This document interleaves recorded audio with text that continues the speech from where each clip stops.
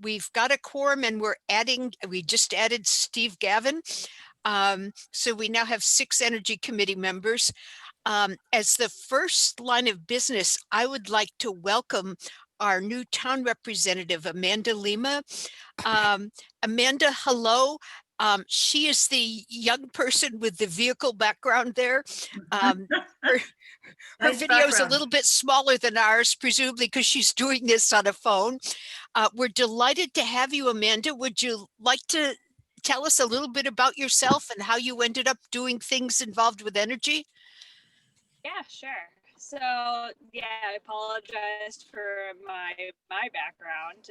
I have my daughter in gymnastics, so I might have to step out. So if my screen does shut off, that is why. To pick her up at 5. I know that there's a couple things on me. But yeah, a little bit about myself. So I am a professional engineer, civil professional engineer for the town. I am the town engineer, and which in theory, as according to the Department of Public Works, we are implementing capital projects. Highway usually will take over some of the maintenance items, so we all work together. But engineering will execute capital. So for the energy projects, they require project management, and that's usually holding accountable the consultant and the contractor. So my background was wastewater design when I did consulting, and then I was the assistant town engineer in Barnstable before coming to Yarmouth about a year and a half ago. And I love all of the committees and all the teamwork that all the departments have. So I've been having a ball, and I'm excited to be able to help facilitate in some of the projects, which I think we might be discussing. If you want to let me know whether or not, Joyce, when you an update, if you'd like a few updates of the projects that I've been working on, I can do that. Okay, that would be great. We have that a little bit further down, but if you think that we're going to lose you because of gymnastic responsibilities, let me just let everybody from Energy Committee and our associates here give a quick hello and say their first name so you can start to know who we are. I'm the black space because I was cheap and bought a Dell computer and didn't buy a camera. I'm Joyce. I'm Marilyn Hawley. I take the minutes. I'm Sandy Cashin. I'm hosting the meeting. I'm Bob Palmieri. I'm 61 years old, according to the my name there, but it's actually Prove it. It's actually the year I graduated from Wesleyan University. Oh, okay then. Okay, Steve Gavin. I'm the CVEC representative from the town. Okay, Susan. I'm Susan Starkey. Hello. Yep. Okay, and then Sheila and Jim, if you want to, Barry, Sheila, and Jim, if you want to introduce yourself in that order. Barry Margolin, member of the public. Sheila Place, member of the public. I've been absent from these meetings, so I'm glad to be back.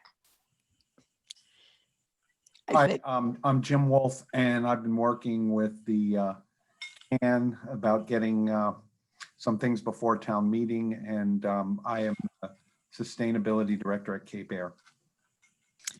Okay, well, thank you, everybody. Now we move to Madam Secretary to approve the outstanding minutes. Does anyone have additional edits to the minutes from September?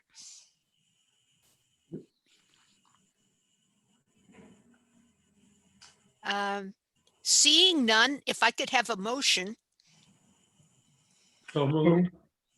Second. Okay.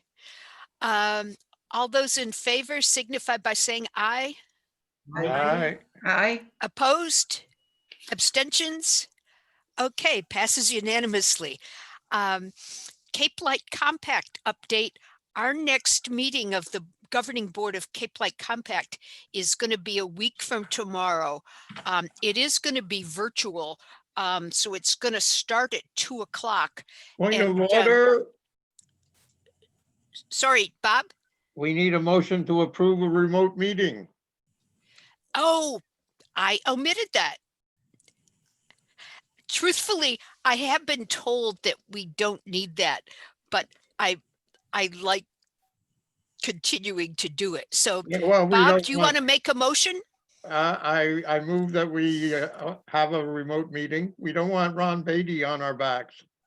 Oh, this is true. This is true. Okay, is there a second to that? Second it, Susan does. Okay. Um, all in favor signify by saying aye. Aye. Aye. And presumably anyone who wanted a non-remote meeting is at this point waiting for us in room A, so they lose their chance to vote. Okay, well, the Cape Light Compact, we have a kind of exciting presentation for our next meeting. It's going to be a presentation and then a vote on a program that I mentioned a little bit about last time, the Rural Electricity Program. And with that, Cape Light Compact is going to be involved with funding that's loan funding rather than grant funding for all sorts of energy efficiency upgrades and presumably renewable energy possibilities as well. The details for that will still be getting ironed out through the end of this year, but it's a really big deal. And this is the first time that somebody on a municipal group on Cape Cod has been approved for this. So it's a remarkable thing, and it's a really good thing that the compact is done. Hello, Tara Monroe. I see you there now. Anyway, Hello. if any of you would like to watch it on the Cape Light Compact website with agenda, there's the Zoom link. If you have any comments you want to make, the compact asks that you make those by email to Maggie Downey by noon of a week from today, and she'll present that, read those out as part of public comment. Other than that, I guess we just continue doing the virtual energy audits and the at-home energy audits, whichever people prefer. And the Cape Light Compact is also heading in some new directions. And some of this is very much still in the works. But Barry, would you want to say anything about that? Sure. So I think I introduced this to the Energy Committee a month or so ago, but a group of folks has been working on a concept that we're calling Energize, that would essentially extend what Solarize Yarmouth plans to do here in Yarmouth to the rest of the Cape and potentially the Martha's Vineyard as well,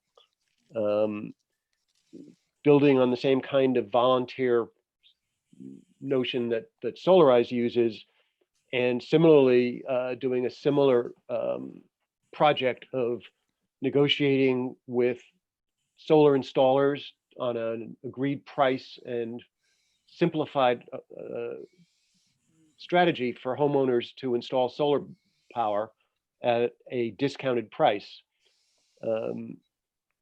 Over the last 6 weeks or so, we have been talking with Maggie Downey at Cape Light Compact about partnering with the volunteer groups and essentially administering the program, since the Clean Energy Center, which funds Solarize, isn't going to have funds to do that with any other towns for 2021. Cape Light Compact is talking with us about stepping into essentially the same role, administering an RFP process to pick the installers, managing the marketing effort, and potentially funding a marketing effort.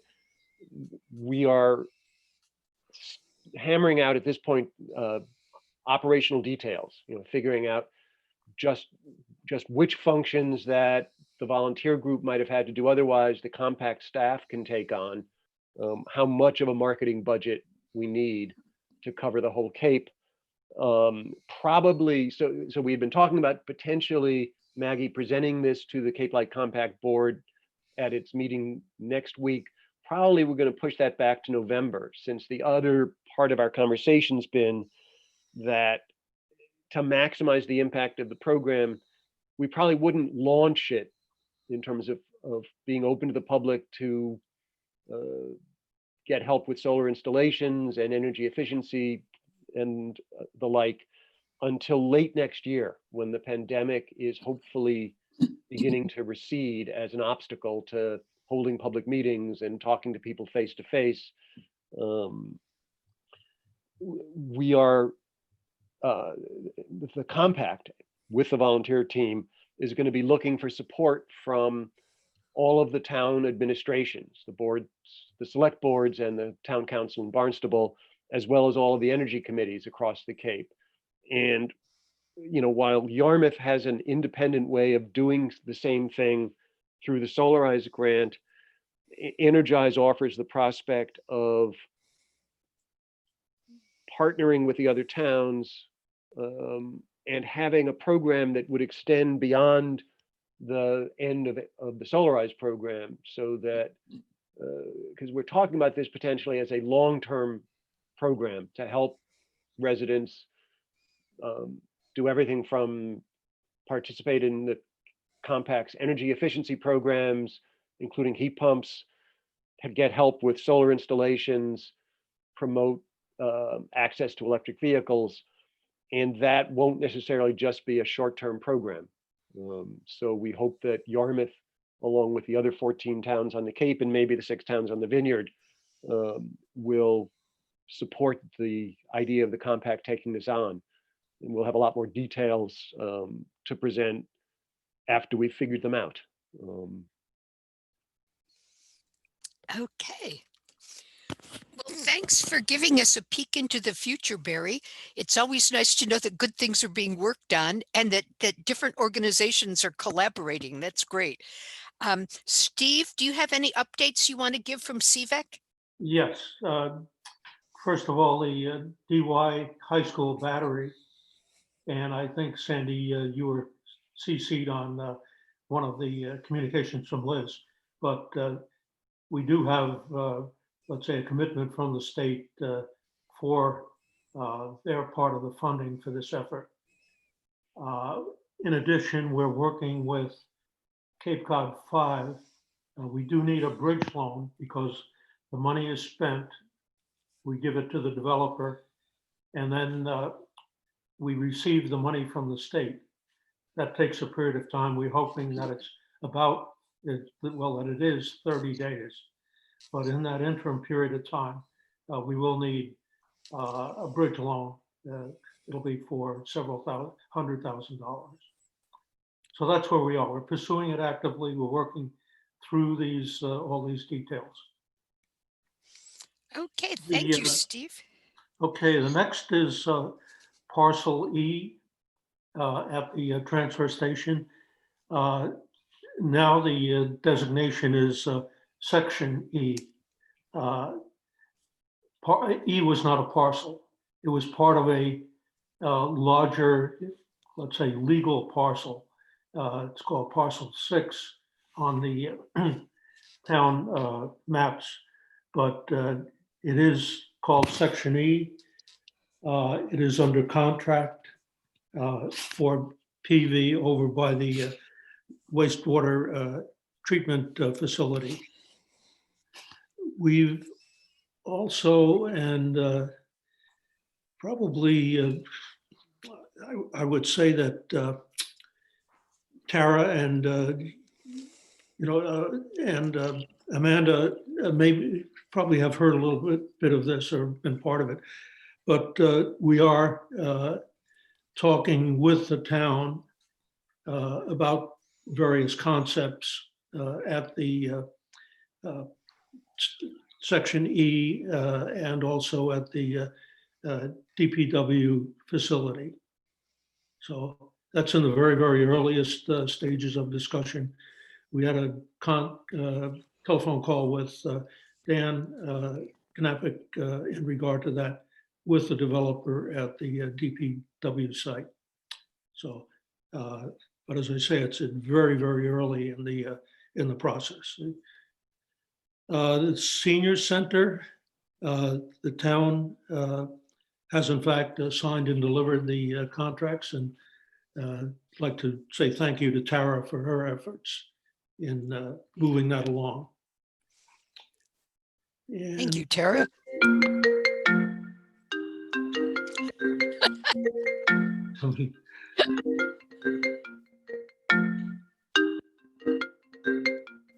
Sheila, I think your phone. and that's it for my reporting. Okay, thank you. Thank you, Steve. That's the thing about doing long, complicated projects, that they have little updates and then several years later, they're big and beautiful and done. But Yes. we appreciate your keeping us posted. Okay. Now, Amanda, if you would like to say anything about town energy stuff, we would love to hear it. But if you want to wait till next time, we're good with that as well. No, I've got a few notes here, especially the ones that I've been working on. We actually do have a pretty busy fall and have been working pretty hard and robust part of working with EverSource for the electric vehicle charging units. So the town hall project wasn't at a status that they believed that it should have been at the time. So I took that on, working with Maverick and EverSource, and having weekly conference calls with them to keep their information updated so I could communicate. And this upcoming weekend, they're going to do the final tie over and install the switch gear for the town hall facility this upcoming weekend. So that will wrap up the whole charging units at town hall. EverSource then had another program, which I'm sure you guys were familiar with, for more charging units at 3 sites, and that would be the Senior Center, Bayberry, and then Bass River. And so the site work is all complete for the Senior Center. It's all complete for Bayberry. They are just waiting for the final electric services for those. But so those will hopefully be tied over in the next month and be active. The last one for Bass River didn't get to move forward because I had some private pole conflicts. So what ended up happening was we chose a new site. So the new DPW building, besides hopefully pursuing solar, will also have 2 charging units on site. And we are working right now with our contractor GVW to put together a change order, which would be reimbursed by EverSource. And that would be for visitors that are coming to our new DPW building for charging their units today. I did have another site visit. I want to say it was last week. All my weeks are still morphing together with Rivermore, and that was for the sustainability project for the resiliency for the new DPW building and the fire station, and then progressing on those designs, which Steve had also mentioned. Steve also mentioned the senior center agreements and moving from round 5 and round 6. So those are the ones that I've been working on. If there's anything that pops up you need to get answers for or need to help execute, just feel free to reach out to me. Amanda, a question is, Yeah. Is that those electric pumps at the senior center, is that the construction that's been going on in the far left corner of the parking lot there, where Correct. the walkway over to Townhouse Park begins? Yes. Okay. Amanda, can I ask you, do you have a sense of when the different EV stations will be usable? Town Hall will be first, right? So Town Hall has been active. They just had issues in regards to the service distribution. So they're installing some switch gear that drive by right now. They have site, but so that those have been active, and then the other 3 will hopefully be the 2 golf course senior center will hopefully be active once EverSource schedules getting the new meter, because all the inspections have been completed. So those hopefully will be this fall. And then the DPW building, because we hopefully will be occupying it, I believe it's like February, March timeframe. It will be probably similar to around then. They're going to be, like I mentioned, working with the contractor that we have right now on site. Okay, thank you. And One of the people listening here has an electric vehicle, so please keep us posted as more charging stations come online. And also feedback in regards to locations. They have to be a town-owned lot and it has to be open to the public. So if there are any that, because we tried to right now be strategic in regards to kind of like looking at a map and kind of spreading them out right now. But if there's a need amongst you guys that you want to communicate, that also would be helpful. Will there be signage out on the street so people know? I mean, the one that you're doing for the senior center, they couldn't be more hidden if you don't know where they are. They basically look like safety posts going into the townhouse, onto the path that goes over to the townhouse parking lot. So yeah, wayfinding signage would probably be helpful. We can look into that. I know the other too was noted is in regards to lighting. And that part of the parking lot isn't lit, so that's Yeah, not that also. Yeah, that's not related exactly to this project because it's just through Eversource, even though you would think that it would be the same entity, but not within those subgroups. But that will be something I've been talking to Robert about for building. Amanda, are you getting in touch at all with the Cape Light Compact about the lighting? They might be of some help. Yeah, that's a good option to explore. I know that I have had conversations, but not particularly about that. But that's a good one. Okay. Oh, Jim? Yeah, one point about the Cape Light Compact, I know just this week, so I'll say it, at Provincetown Airport, we teamed up with the management of the airport, which is the town, Cape Air, which is a sole commercial operator out of there. And we just completed a complete conversion of all lighting at the airport to LED. We're going to save, I think 30 metric tons of carbon a year, $7,000 and about 40,000 kilowatt hours or something like that. And they did it for free. So Wow. It's like that charging station program. You really should see what they have for the municipalities because it was a great deal and they did it in 2 days. Wow, that's amazing. It's a retrofit though. It's a retrofit. Yeah, this would be, we could likely a retrofit, but then also still savings even if we add another light. But I'll take a look and see what the existing conditions are. The administrator of the Cape Light Compact is a Yarmouth resident, so you can count on her ear, I think. Perfect. Okay, any other questions for Amanda? Oh, one final one from me. I know that the Cape Cod Commission is doing a mapping project, Steve Tupper over there. They're doing a mapping project as part of their Cape Cod Climate Action Plan. I think it's part of that, but anyway, they're doing it of charging stations. And so whatever charging stations the town is putting in, somehow make sure that they get a hold of it. I mean, you can't just punch on a map and have them all pop up. Right. No, I'll send that information over. You're doing a great job. Thank you. Okay, well, thank you, Amanda. We look forward to many future reports. And I guess now we would switch to Mike Duffy, but he doesn't seem to be with us today.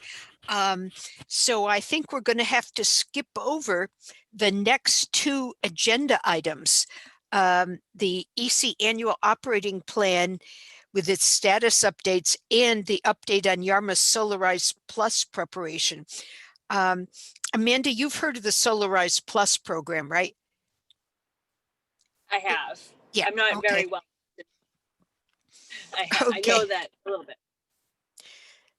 Okay, well, it won't be a municipal program, but it's, sort of town backed and done by volunteers. It's a community rather than a town program. Okay, I guess now we should look at an update. We still have one more meeting before town meeting, but an update on the two petitioned energy articles. Town meeting is on November 17th. And we can see if Energy Committee wants to look at endorsing the articles. If Energy Committee members will be present at town meeting and would be willing to speak to the articles.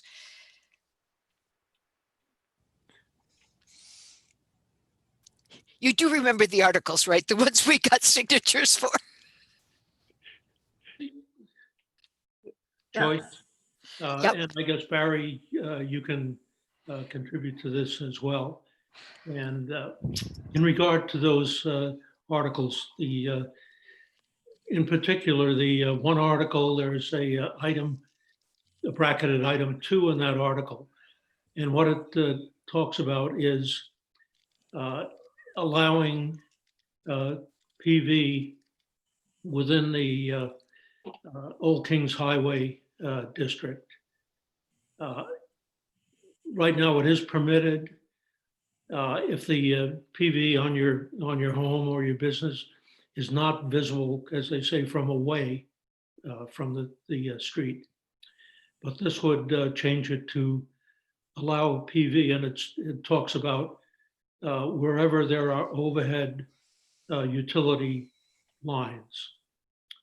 Okay, so for example, 6A would fall into that category. I had some pushback when I brought that petition to certain people who live up here in Yarmouthport. And I conveyed that to those feelings over to Barry. I guess, Barry, you had attempted, or you were trying to set up a meeting with Dan to discuss this. My recommendation was to go to the local Old Kings Highway Committee, and also I feel the Historical Society of Old Yarmouth.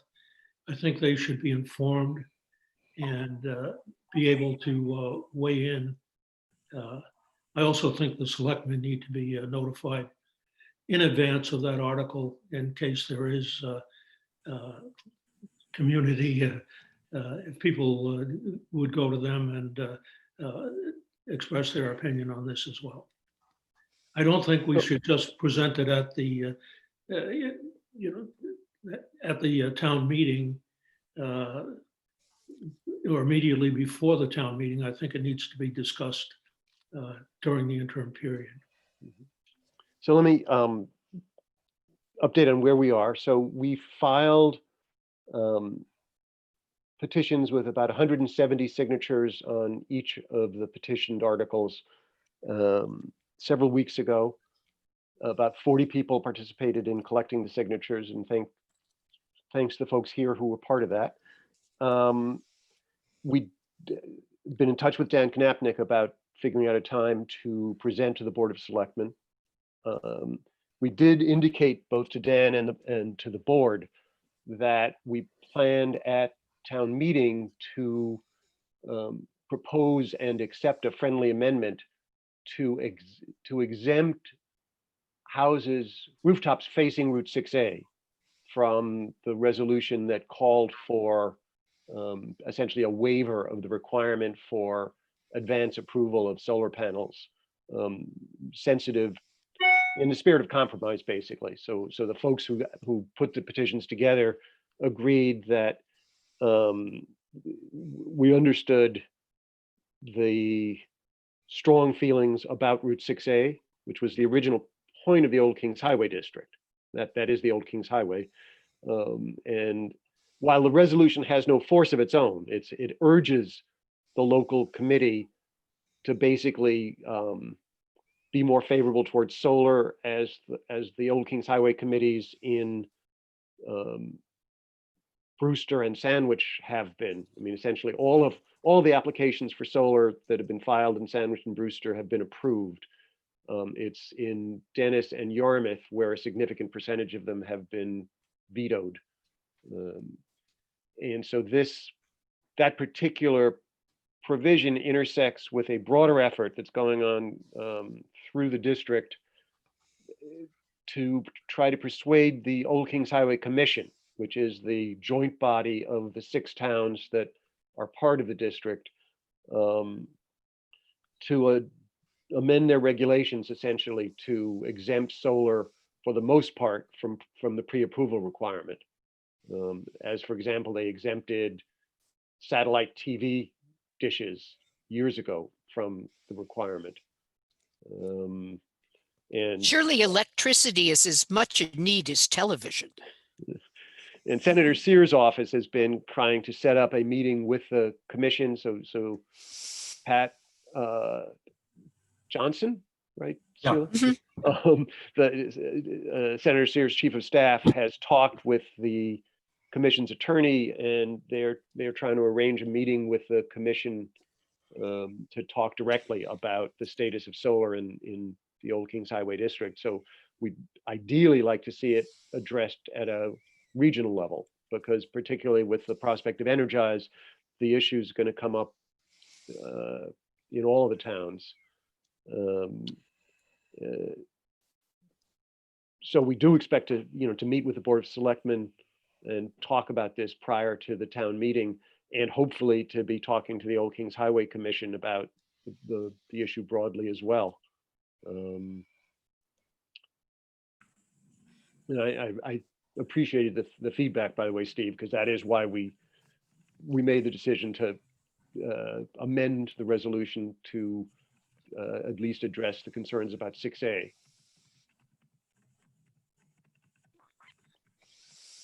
Okay, it does seem that the historic district is the most difficult point of the multi-point petition. Well, it shouldn't be, in Yarmouth, 6A has once you go past, I would say Weir Road, I mean, there's not much hysterical about the buildings all the way up to the Dennis border. I mean, the historical part of 6A in Yarmouth is from about Weir Road all the way down to the Barnstable town line, where it goes through Yarmouth Port Village, passing the Yarmouth Green and the Yarmouth Port Green. So if the Old Kings Highway Regional Committee were willing to make a change for solar for things away from 6A, just think, among other things, the Exit 6 Burger King would be able to be all lit up with PVs. That's currently in the OKH. I mean, the sentiment that's driven this on the part of the advocates has been that the Old Kings Highway District includes thousands of homes in Yarmouth that are nowhere near 6A or any particularly historic road. A lot of it is relatively recent suburban subdivision style housing that Yeah, is, you have the infamous Cape Ranch, which there are hundreds of them in the historical district, which are ranches with the word Cape put in front of them.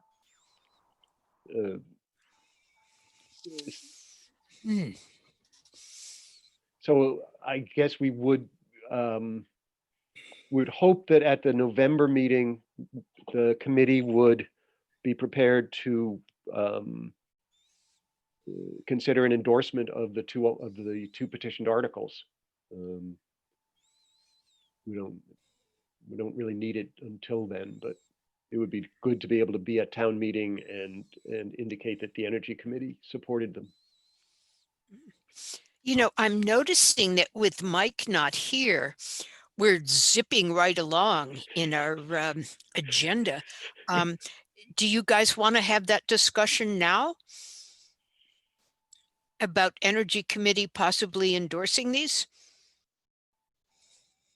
Well, I would make a motion right now that the Energy Committee endorse those two petitions. Is that a little premature? What I wonder is, has it been properly noticed that we are looking at this and we're prepared to cast a vote on this subject? If you mean on our agenda, yes. Yeah. update on the two petitioned energy articles on town meeting warrant and possible action by Energy Committee prior to town meeting. Okay. There a second? I would almost suggest that we wait until the discussion with the selectmen and others does take place. I'd like to, get some feedback from those meetings as to their feelings.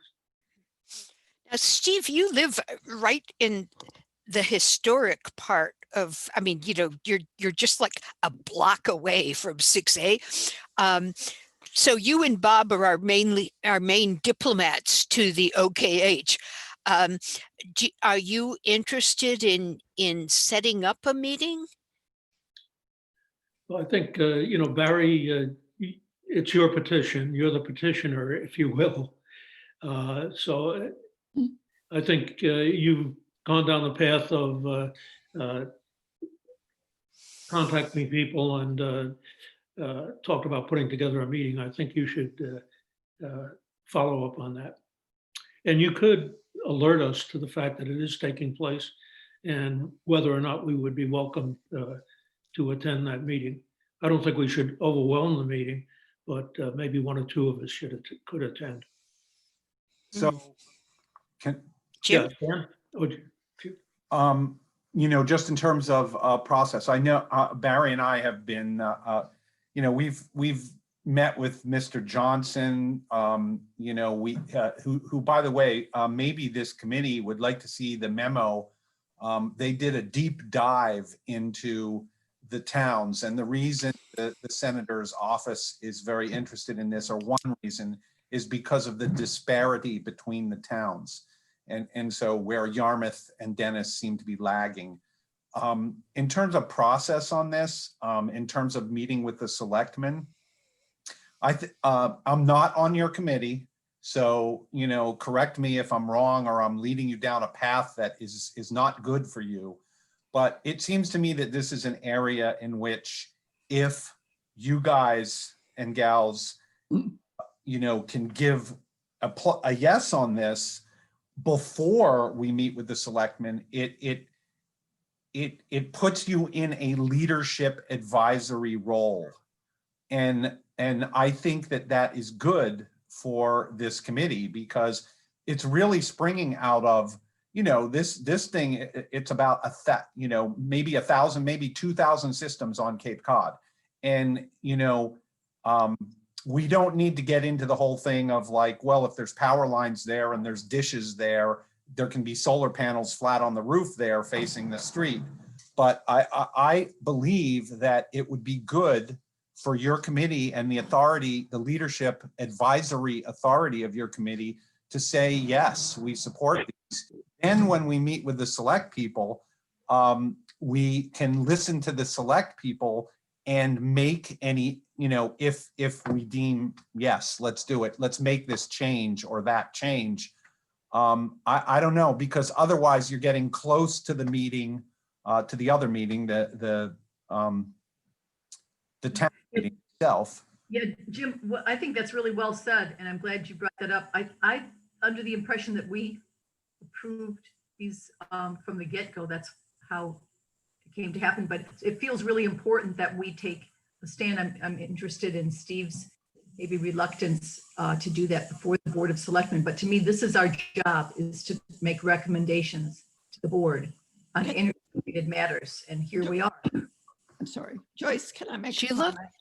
Yeah, as I've been kind of the main contact with Pat Johnson in the senator's office, actually started on this a year ago, and then you know what hit the fan. So I know, because I've been in touch with Pat recently, I know he's waiting to hear from Jim Wilson. I'm starting to wonder if that's a strategy on Jim Wilson's part.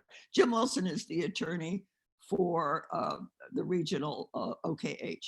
Oh, okay. I was blanking on the name.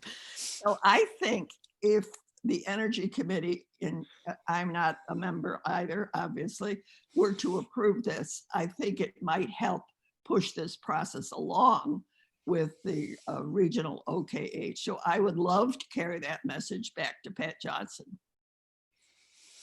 Mhm. Bob, what do you think? You live in Old Kings Highway territory, Pine Street, just a little bit in.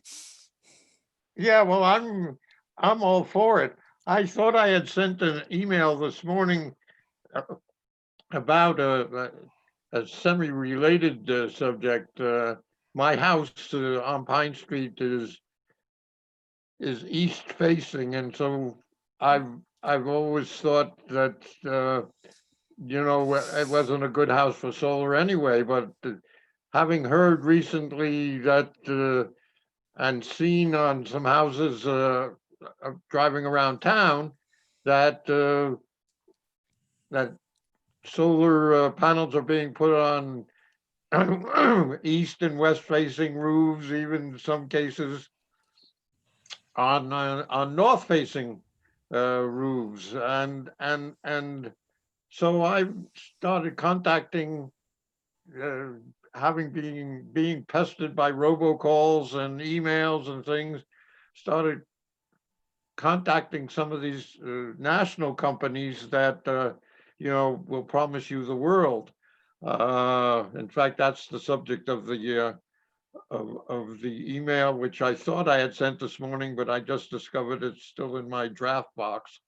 You But probably didn't want to, get our minds all cluttered no, before I the wanted meeting. it to You were have- probably waiting. I wanted everybody to have read it before the meeting, but I think it was the call of nature, and then I got distracted this morning. Anyway, I've always been, trying to see how we can, let's call it, bend the rules for solar, particularly on non-historical buildings in the district. I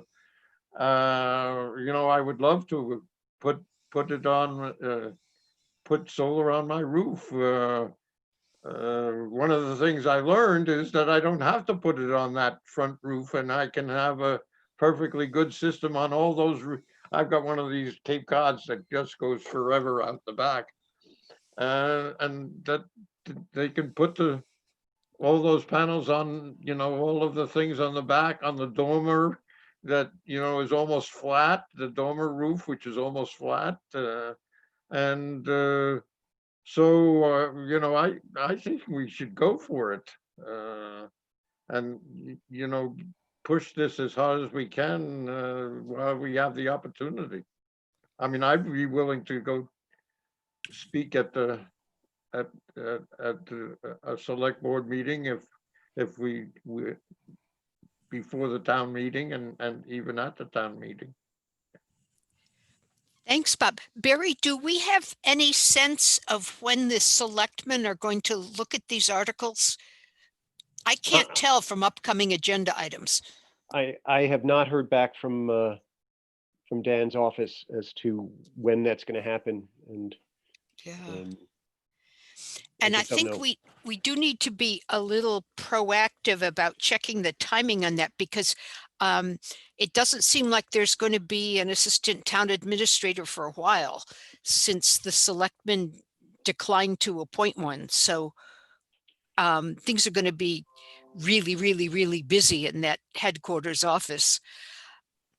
Marilyn, you and- also live in Yarmouth Port. Do you have any suggestions about this? Do you think that we should give support and then contact people to explain and to lobby? Or do you think we should commit ourselves to explaining and lobbying and then take a vote next month? We might have more to lobby with if we had a voter support. Well, to begin with, I live in Yarmouthport, but my neighborhood is certainly not historic. Oh, you have a cranberry bog. Right. And I know some of the neighbors over time have put in skylights in their roof, and nobody has ever said a word about it, Ah, But I have mixed feelings about whether you should talk to the selectmen before, we take a vote on it. See how they feel. Steve? Yeah, we could, Yeah. if we could call a special meeting, certainly if we speak to the selectmen within the next couple of weeks. And, decide upon this as a single issue. And as Marilyn said, bringing back the select board's opinion on the matter.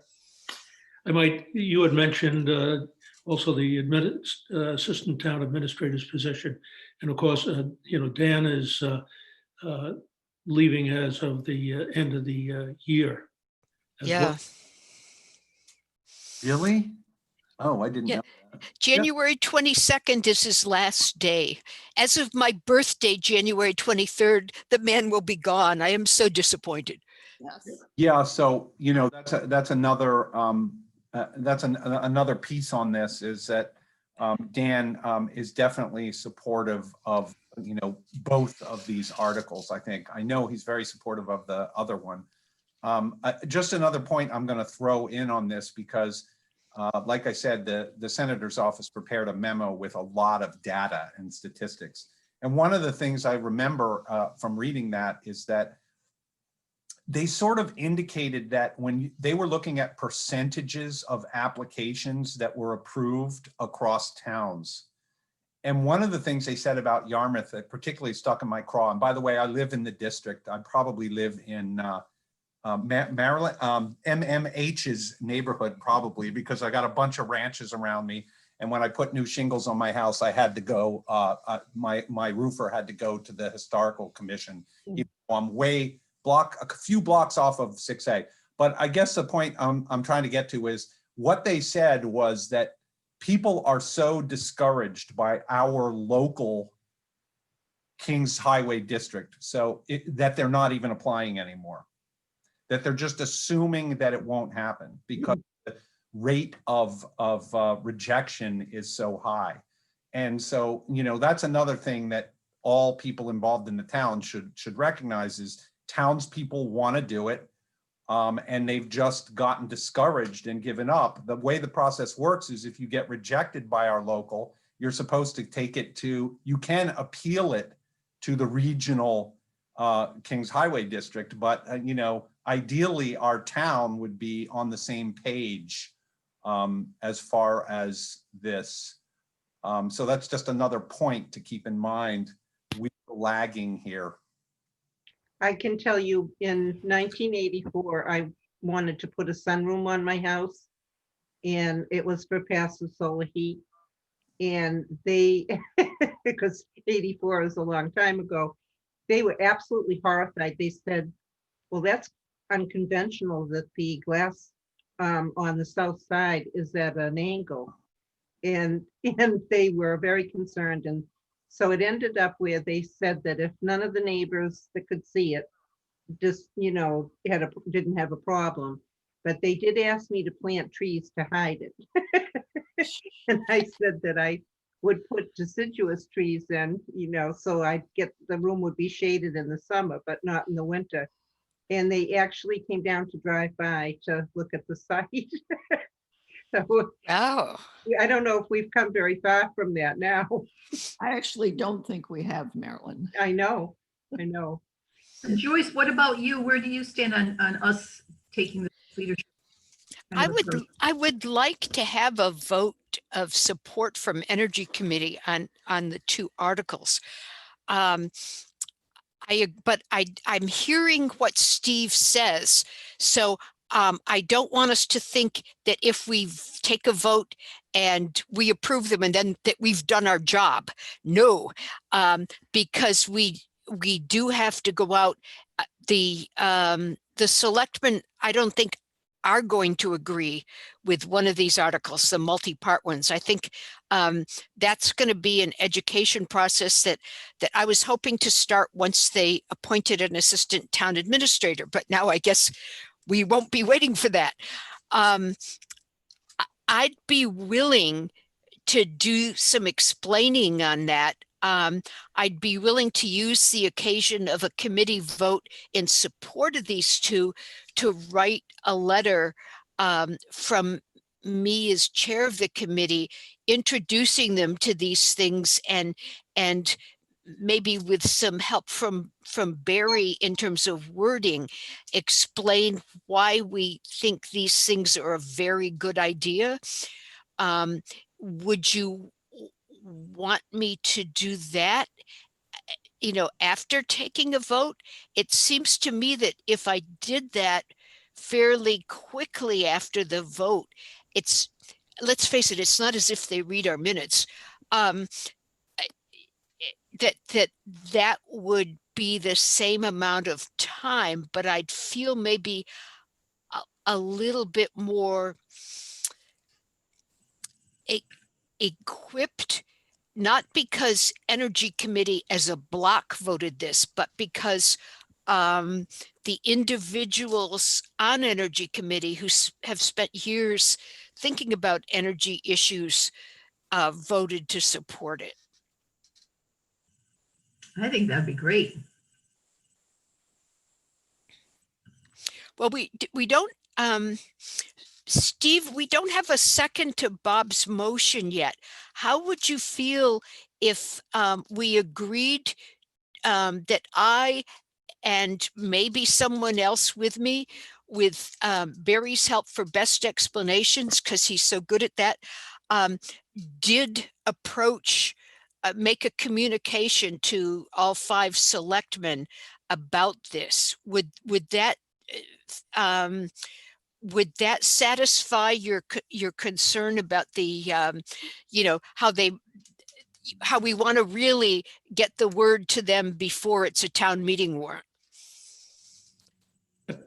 That sounds reasonable. I think, you know, Barry should be a part.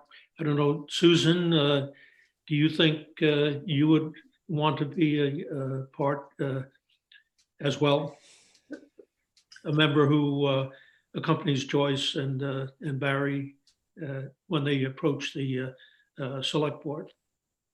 Yeah, I'd be happy to help out when they approach the select board. I don't know if I'd have anything to add on the email, but it's actually to bring it in front of them. Yeah. Okay. Yeah. I'm thinking of something along the lines of, you know, a letter sent to them in advance with some details, and then an appearance.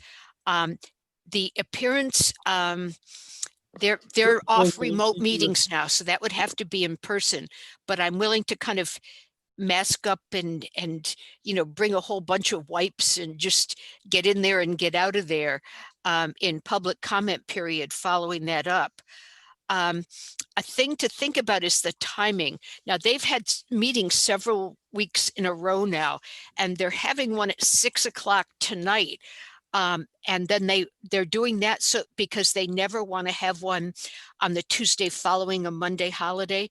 So the next one would be on the 20th. And I would say that would give quite a bit of time to get something in writing to them and then follow up with a public comment visit to them at the October 20th Board of Selectmen meeting.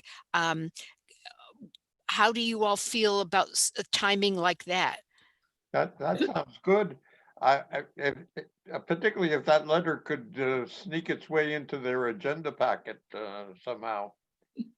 Mm-hmm.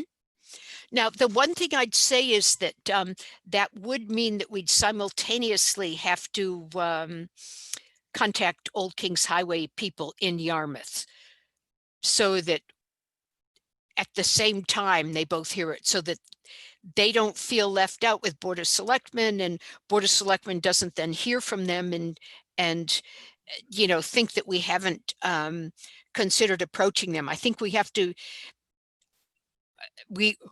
bite the bullet and have both conversations. Agreed. Yeah, I agree. And Joyce, in terms of the public comment, I'm not sure that would allow discussion among the selectmen on this issue. we present it to them, but, you know, unless it's agendized specifically, I don't think you can, by open meeting law, I don't think you can have that discussion amongst them. That's true. What I would be doing would be sending them something and then doing a bright-eyed, bushy-tailed follow-up with public comment, kind of to get anybody who might be thinking of going to town meeting aware of this, and like kind of talking to the larger broadcast or YouTube audience. But what we do know, Steve, is that since these are petitioned articles that have been filed with all those signatures, Board of Selectmen in one of the, 3 meetings after tonight that they'll have before the town meeting, will have to take a look at those, they'll have to put it on the agenda, and they'll have to have a discussion about their position on the 2 petitioned articles. So we're kind of guaranteed that they'll have an on-camera discussion at some point. Yeah, usually the petitions, when they come to town meeting, do have a selectman's opinion or a vote whether to support or not. Yeah, so we know that that's coming. So the idea would be to get a communication written, and then a follow-up that is to the selectmen, but is really to the wider world of possible town meeting people at say the October 20th meeting. So does that satisfy you in terms of the kind of political and human sensitivities of this, Steve? Yeah, my only comment would be, if that in fact doesn't happen, I couldn't vote for it, just in terms of becoming an issue at the town meeting, and maybe catching people by surprise. Yes, and we never want to do that. Okay. Well,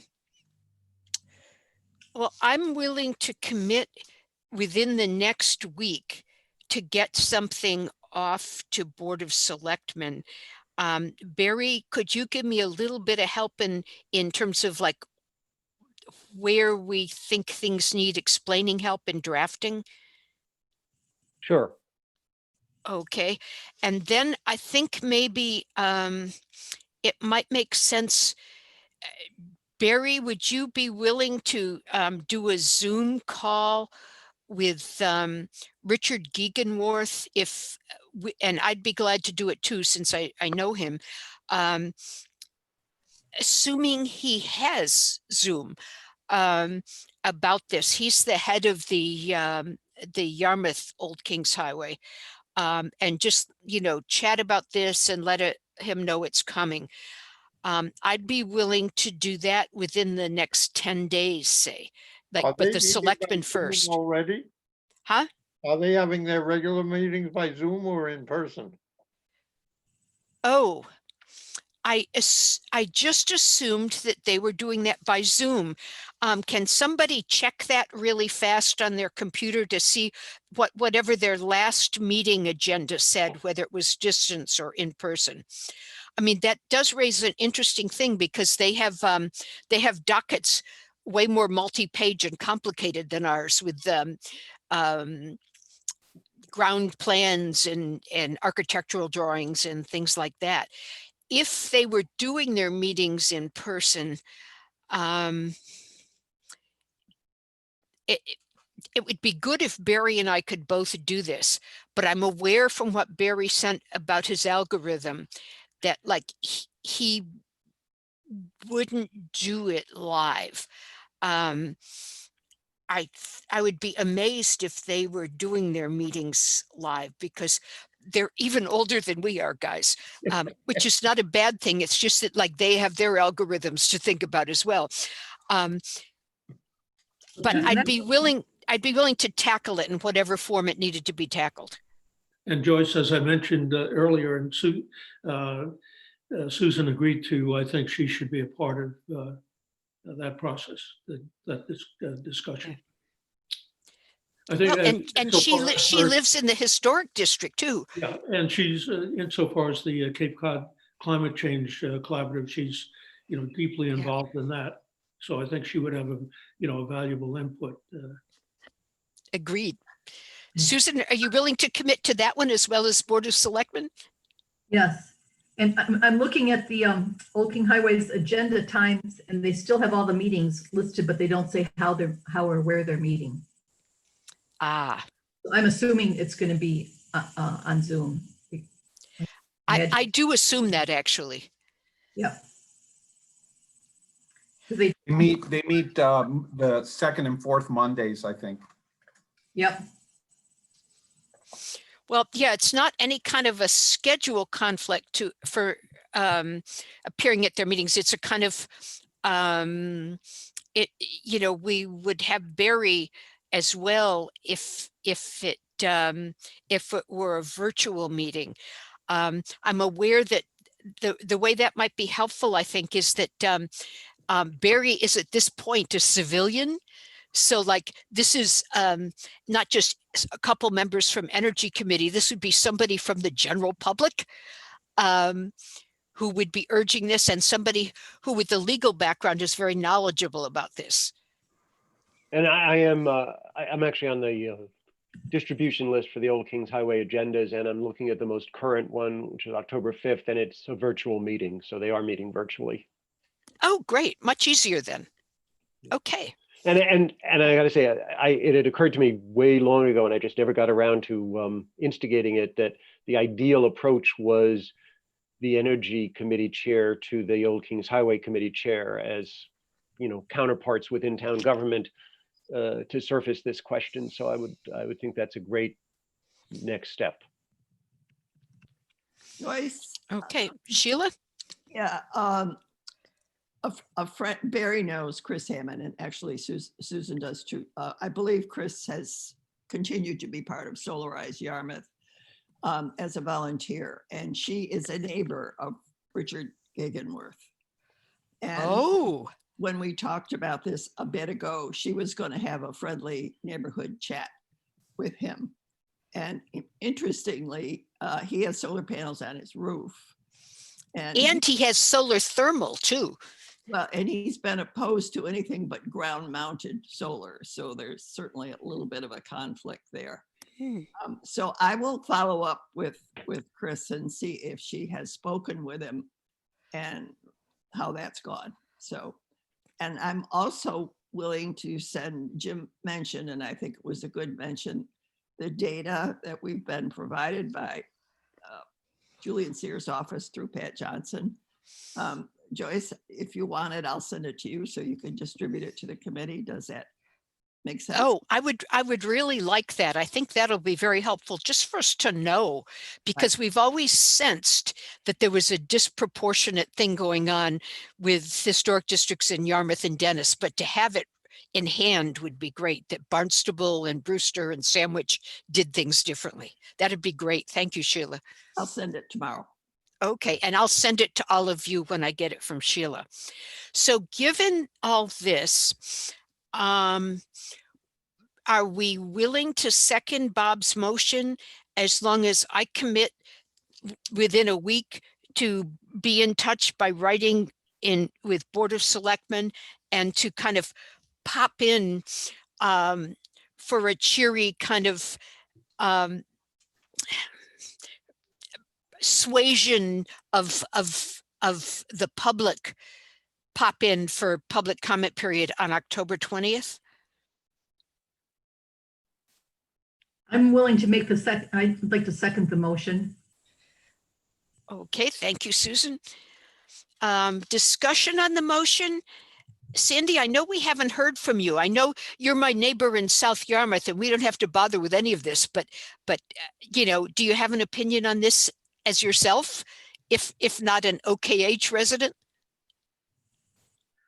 I kind of feel like Steve does in holding it off until we speak to the selectmen, just because of different comments that I've heard from them, that they don't really like things to happen before they're aware of it, and they get very upset about it.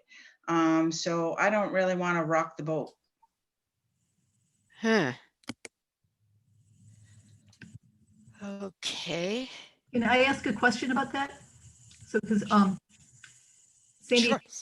it's rocking the boat for us to make a recommend, I mean, so I'm trying to understand this. To me, our job is to make aware of sensible processes forward. It doesn't mean we're doing it around, behind their back. It just means we're recommending to them and then sharing it with them. So there's nobody who hears about it before they do. So I guess I'm not understanding how that's rocking the boat. I'm all for this project. However, I really feel that the selectmen should know about it before I make any decisions as to how I want to vote on this right now. I just really feel very strongly about that. And that exchange that Susan and Sandy just had suggests strongly, I think, that we want to be very careful with our endorsement to make it a piece of advice, a recommendation for the consideration by the selectmen, always acknowledging executive branch. If I understand correctly, nobody really disagrees with the motion. It's the timeline of how, when we put our recommendation into the system. Am I correct on that? That we want it to be after we have made the selectmen aware that we're going to do this. I mean, is that what I'm hearing I here? think that's right. Well, I would be willing to postpone, the motion until we've done this outreach and coddling of the select board.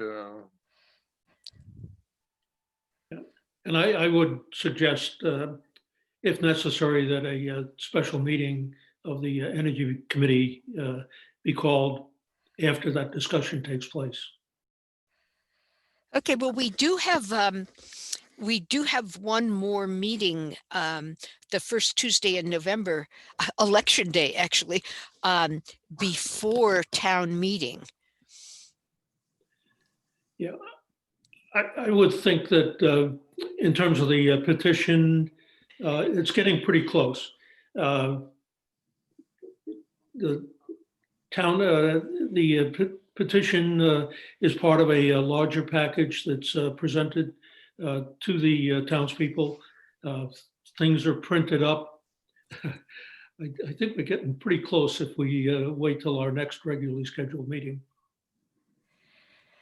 Oh, well, the petitions are already on the Submitted. warrant. They've been submitted, yes. Yes, and I believe that since they're very carefully written, there's no question about town council throwing them out. In fact, I think, Barry, you kind of checked on that, didn't you? Our energy lawyer. No, I mean, I actually, I don't think that the signatures had actually been certified yet. The clerk's office was steamrolled just getting ballots out. And of course, new town dealing with clerk. dealing with registration. So I don't think that they've finished the process of processing the warrant, but I did hear from the town manager's office asking for the Word document so they could slip it into the warrant easily. I think they're assuming that it's going to be on the warrant, but they haven't gotten there yet. Can I ask a Okay. question? Jim? I've only been to one Yarmouth Town meeting, or it was after COVID started. They had it in a tent. But I believe that it seems to me that the recommendations of committees are announced before votes, but they don't have to be printed in the warrant. So if Right. as you had this meeting before the town meeting, this one that's early November for this committee. In effect, if you by that point, you would know where the selectmen stand and stuff, and it seems like you could have that vote then, and it could be announced at the town meeting with support of the Energy Committee. Maybe I'm wrong. Yeah, they'll always ask Board of Selectmen and Board of Finance. They also, if they're doing a planning article or a conservation article, they'll give that committee vote. We've never done that with Energy Committee, but with a new town moderator, I suppose that we could ask to have that included. It's not for the warrant. I expect all of the reactions. Finance Committee might have some thoughts on this,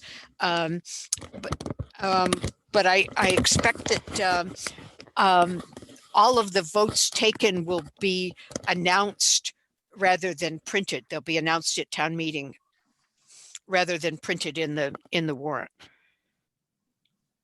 Can I ask Sandy a question? So Sandy, how would you see this ideally working out so that we could voice our support of the issues in that, and yet we can do the right thing to not tick off the Board of Selectmen or treat them disrespectfully? What could we do? Just to make sure that they get notified before we make our final.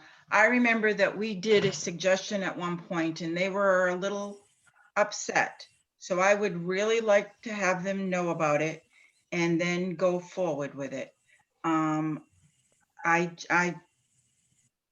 Having this next meeting or a special meeting to accommodate that would be fine with me, but as long as they know ahead of time.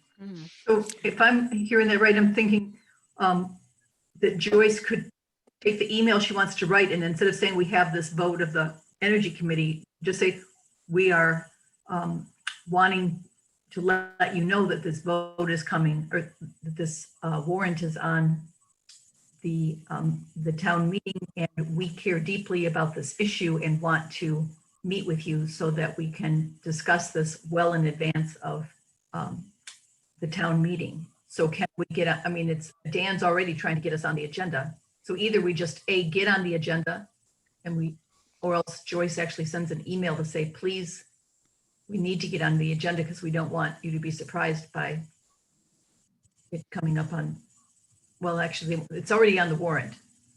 So Yeah. I just feel like we need to be in communication with them and we can then vote on it afterwards. It doesn't have to matter. Okay, I have a question, Sandy. That a time that you were mentioning in the past where the selectmen bristled about not being included in something. Are you thinking of green communities? No, Because I was going to say I sent them all sorts of stuff. right, no. It was before that, when I was on the Energy Committee and very early on. We had made a decision about something and they just felt that they should have known about it first. Huh. Yeah, it's really undermining our role as a committee. I mean, that's where. Oh, this happens a lot with the school stuff too. So I'm also cautious from that side of it. Yeah, I bet. Whew. Boy, disempowering democracy is happening in a few places. Okay, so Bob, it's your motion. What do you want to do? I vote we postpone the vote until after we've spoken to the select board. Susan, you were the second. You okay with that? Yep. I just think Okay. on their, I guess the possible proposal would be, is there anything that we need to do to make sure that we get that meeting to happen? Or is it already, are we just waiting for Dan to get it scheduled? I'm not sure that we will actually, as a group or even as a couple individuals, have a discussion with Board of Selectmen. I think it's more like we send prefatory stuff introducing it and including them in our thinking. And then when it comes to the warrant article coming up before them at a Board of Selectmen meeting, having people there to answer questions, but I don't think they will be there. I don't think Board of Selectmen will be allowing very much time. And I think by then our chance to persuade would be gone. So, I mean, there will be an official appearance because of the warrant article, like on whatever night they put that on the agenda, but we shouldn't confuse that with the attempt to have a conversation. So Joyce, what would you propose? So if Bob's taken his motion off the table, what would you propose? Well, I guess if we're not going to vote to support this today, I think I should still do the within a week approach with something written to Board of Selectmen, talking about this as something that many people in Yarmouth, certainly indicating inside and outside of the committee, are very interested in, and with some of Barry's help, why we're very interested in this and how timely this is. And we'll just remember that things have been maybe in areas that are not our issue going a bit negatively, like with the proposed appointment for town administrator. So we'll just be aware that we'll have to be this particular fall a little bit more persuasive than usual. Do any of the members of the select board live in the historical district? Yes, let me think. No, Norm, you- of course, did. Eric you- Tolley does. Mark Forrest lives in South Yarmouth. Dan Horgan lives in South Yarmouth. And who am I missing? Tracy. Oh, Tracy lives in just plain Yarmouth. She's up off North Dennis Road on Winsome. I'm not making this, Winsome Road, Winsome Place, some name like that. Michael Stone. Oh, also South Yarmouth. So in other words, they, they should be free to follow their conscience on this without repercussions. So I'm trying to write down what I think you're proposing, which is that Joyce will email the select board to inform them of the 2 resolutions and why town residents and members of our committee care deeply about this. And then she could show up at the October 20th Board of Selectmen meeting, and then also reach Richard at Old Kings Highway. But we would not vote to approve the 2 resolutions until after we heard back. If we hear board. back, I mean, I just want to keep emphasizing that with the crazy way the year has been going and how understaffed the town is and how busy they've just had meetings 3 weeks in a row, Board of Selectmen is, we can't really count on a conversation. We can count on some limited access time that I suggest we take upon ourselves with emailing a nice little presentation, which may or may not be read, but which will, introduce things.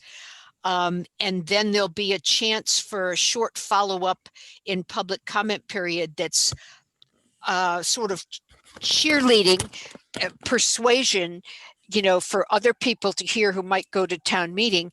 And then at whatever meeting point, there'll be a point where the selectmen put this on the meeting, possibly the 20th, possibly November 4th, where they'll put it on and just expect to hear from petitioners or have petitioners there for questions, but not really a big discussion with the petitioners. Oh, And they may even, then decide to postpone since it'll be too late for the warrant to have their approval or disapproval listed, they may even wait and decide to do it the meeting that they have the day of town meeting.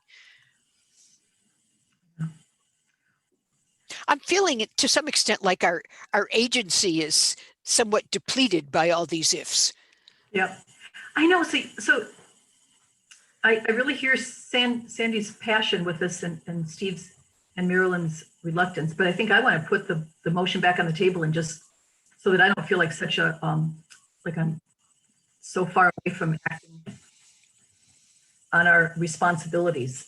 It's our responsibility to, No, I think we've already got informally can say that the motion is going to pass, whether we do it tonight or 2 or 3 weeks or a month from now. I mean, I don't think that's the issue. I think the issue is outreach, really, and I'm willing to accept Steve's, in particular, Steve's reluctance about this. This is a delicate issue. I mean, it's not just the select board; it's also the Old Kings Highway Committee, and they can get their noses out of joint very, very easily on this issue. And what happens if one of them or all of them get up at the town meeting and start ranting against it? Well, Right. that is why we have to have some numbers to have speakers at town meeting. Jim? Yeah, I mean, it seems like the worst case scenario, let's say the worst case scenario, assuming that we all kind of want this stuff to happen. You go to the town meeting and the selectmen, only two of whom live in the district, for whatever reason, they voted not to support this particular article. Then, we did, put out petitions that we were trying to get 100 signatures. Barry, I forget what we got, like 150 or something. It was very easy. 170, right? 170, was it? Yeah, so, worst case scenario, the thing passes with the selectmen not having gone on the record of supporting it. But that brings a question back to you all, which is, how would you feel about somehow publicizing a vote in which you supported them, in which the selectmen, after which the selectmen had decided not to support them? That's an interesting question for the Energy Committee. But to me, I think they're going to pass. I think Barry thinks they're going to pass. We have got a lot of support for this. It's about putting up solar in Yarmouth. And there's a lot of people out there who, for instance, got rejected by the Kings Highway in their applications. And then there's just a lot of people who are starting to get wind of Energize, and maybe they want to do it and they live in the district like I do. And boy, I don't want the Kings anyway. So that seems to be the worst case scenario you guys have maybe have to think about, is what if you approved by the Energy Committee, but not approved by the selectmen? I do just want to remind everybody, the article we're talking about, 90% of it is about endorsing the Energy Committee's operating plan and the Solarize Yarmouth campaign. There is one paragraph that deals with the Old Kings Highway provision, and I've always assumed if it turned out that there was a obvious large caucus at the town meeting which was there because they hated that, we would presumably amend it out. That's not the main subject of the article. It is an expression of, it's a recommendation to the Old Kings Highway Committee to, ease up on solar. It has no force of its own. It just urges them. So, Because it is a resolution. well, the whole thing is just a resolution. Yes, but I'm right. saying that it's not mostly about the Old Kings Highway. It's mostly about the Energy Committee. And then in one paragraph, it urges the Old Kings Highway Committee to support solar that's part of the Solarize campaign. But it's not what the article turns on. It's a detail of the article. Mm. So It's not an article about the Old Kings Highway Committee. It's just Okay. I want you to know that I support this. However, like I said, I want the selectmen to be aware of it. I worked with the Wixon Solar fields with the Highway Commission in Dennis. And I met many, many times with them. And it was a rough ride, but we did get it approved. And they do have solar out there. And the only thing that they asked us to do is put up trees. So they were very good. It is a conversation, and I think it's a conversation with them. And if you explain your points and what you want, they listened. And like I said, we got it. So it's not that I'm against this in any shape or form. I just want the selectmen to be aware that we are discussing this and before we make the vote. Okay, and hold that thought, Sandy, and just let us all think for a minute about the scenario that Jim brought up. Which is worse for our committee's relationship with the Board of Selectmen? That we recommend something and recommend it, in a very nice etiquette to them. And then they do not recommend it for town meeting, but it's still on the warrant. Or is it more of a strain on our committee's future relationship with the Board of Selectmen to have the potential outcome that Jim mentioned, where they already have voted against it by the time we take up a vote and vote for it? I find myself somewhat flummoxed on that one. I mean, it seems like that would be bad. Yeah, but what happened with the green communities? They did not support it, and we did. And we did not take too much heat from that. So it's like, we have, they're not. Oh, Eric Tolley gave some heat. I remember that meeting. Yeah, I just, I must be misremember. I mean, Steve, do you remember that? It's like, we, It was the stretch code. Yeah. right, Precedes the green communities by a couple of years. So it was a 2-4-3 against, as I recall, on the part of the select board, not to accept the stretch code. And Eric Tolley even spoke on the floor of town meeting against it twice.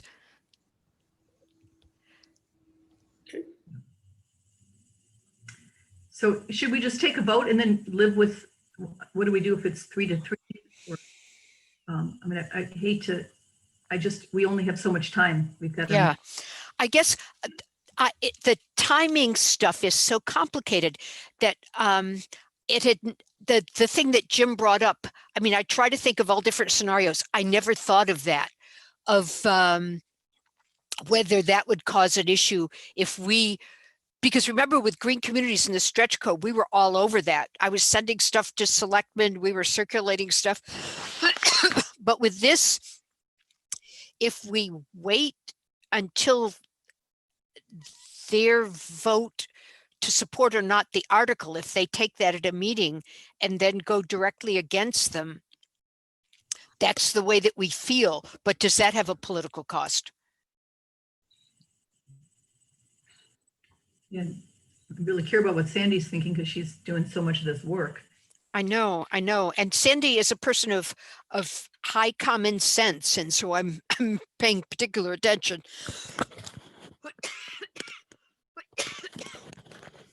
Not COVID, allergies.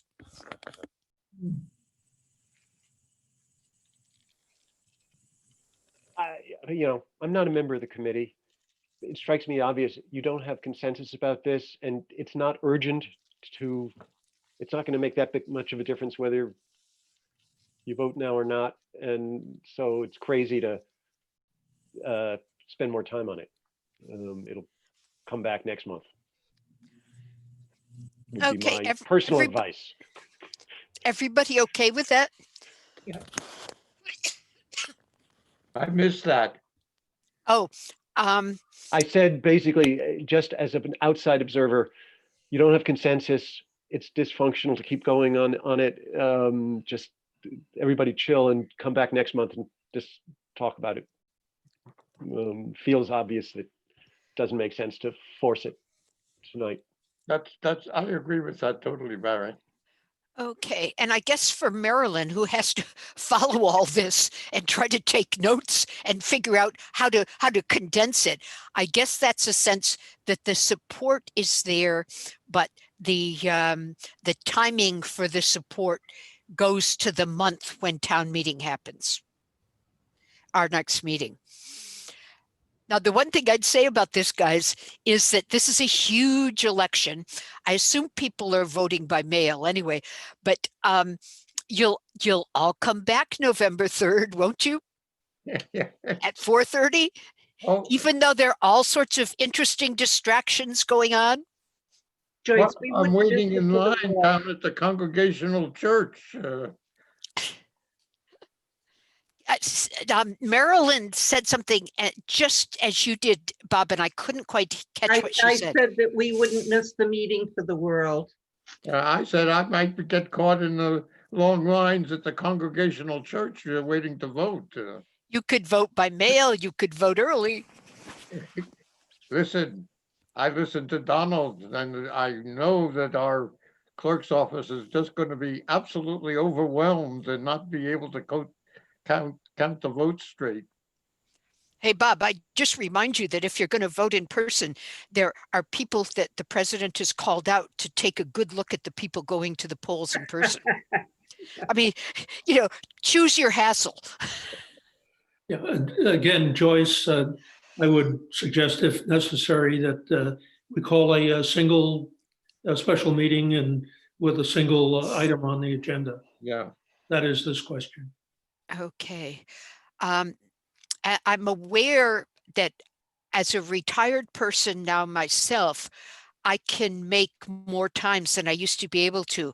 And I'm aware that we have some members who are still working. So the schedules of Susan and Sandy would have to be maybe primary if we did that. Yes. Okay. I can work It doesn't have to, I don't think it has to be a Tuesday. It could be, any day, Monday through Friday. And it doesn't have to be 4:30 in the afternoon. It could be No. 4:30 in the morning when there are no opposite commitments. Sandy's up by then anyway. It's probably up and working by then. Okay, so we're putting that on the table or under the table or in the closet until next month. Do you still want me to, within the next week, get something to Board of Selectmen? That seems to me like a good idea. Yeah. Okay. Absolutely. And do you still want me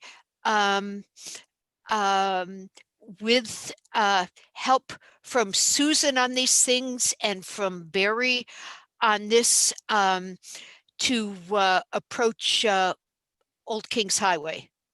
Yes. As a subcommittee and a member of the public, yes. Okay. Okay, so I have my action orders then. And that pretty much puts a nail in the coffin of the 2 petitioned article discussion for this week. Now we get to members' comments and proposed agenda items. I'd like to make one. Okay. So regarding the cans, the Yarmouth can and Cape Cod cans, I just want to, as well as the Energy Committee, to let you all know that there is a proposed gun range that would deforest the last 170 acres last month. But it would be the town cans, so ours as well as all of them, are going to be looking for practical solutions to reduce greenhouse gas emissions. And this plan, if we can stop the gun range, we can save 170 metric tons of CO2 emissions annually. So I don't know if anybody knows of a more beneficial project in terms of for our towns to work on. I don't know at all. It could be that 170 metric tons per year is not that much. I have no idea. But that's the minimum of what we could. Minimum, yeah, minimum. Yeah, it could be double that. Yes. And Yeah. then, you know, it's also, that's only one part of the solution. It's also is impacting our water quality, our air and noise pollution. And so it could be a very important thing for the various cans to support. So I just wanted to bring that up. If it hasn't been needed for 200 years, why is it needed now? More people here drinking water, more people needing to be shot. I mean, it's, you know, it's a conflict of two important things. Sheila, you're on mute. Do you want to mention the Zoom thing Thursday night for anybody that can make it? Oh, the Cape Cod Commission stakeholder group. No, No, if anybody's interested, if anybody's available 5:30 to 7:30 this Thursday, there, I can send you a Zoom link to be on the meeting to make public comments to the group that actually gets to decide on this. And, Oh, on the shooting range. Yeah. Yeah. And Okay. actually what I can do is I can send that to all of you. Once I hear from the Sierra Club is also going to hold a noontime rally of some sort on Indigenous Peoples Day. And so that's a way to really understand, this is our sacred Wampanoag land that we're getting ready to do this to again. And we did this 20 years ago, and they've spent millions and millions of dollars to repair the damage they did with with Otis Air Force Base. And now if they spend this money, they're going to have more millions to clean up. So I'll send you both of those once I get the Sierra Club information. But I don't know, looks like Barry's not on the calling board, but I was really thinking that's really important for the cans to consider. So even though Yarmouth, it feels like we're further away, it's actually our water too. Our resource aquifer. And we should try to be supportive of the Upper Cape towns that are seriously affected by this. definitely. Okay. I would just mention also on Thursday, if you're interested in being one of several people representing the town at that stakeholder group on environmental and climate mitigation, you know, the piece that I just sent around to you this afternoon after Dan sent it to me, that is a chance to argue for better climate policy in front of the Cape Cod Commission. You've got that in your inboxes with the invitation if you want to be part of that. Okay, and anyone else have any items, or are we Yeah. looking for the familiar? Oh, Steve? Yeah, one last item. CVAC recently had an election for officers. Leo Kukunis, who is the representative from Harwich, had been the president for several years. Leo has stepped back. Bill Lake is the new president. Bill is a Nantucket resident. So otherwise, all of the other positions are unchanged. Okay, thank you, Stephen. I don't think we ever congratulated CVEC on getting Nantucket and getting some of those South Coast neighbors, but good work. Yeah, I wasn't even aware of that. Okay, does anyone have any motions they would like to make? I'll make it.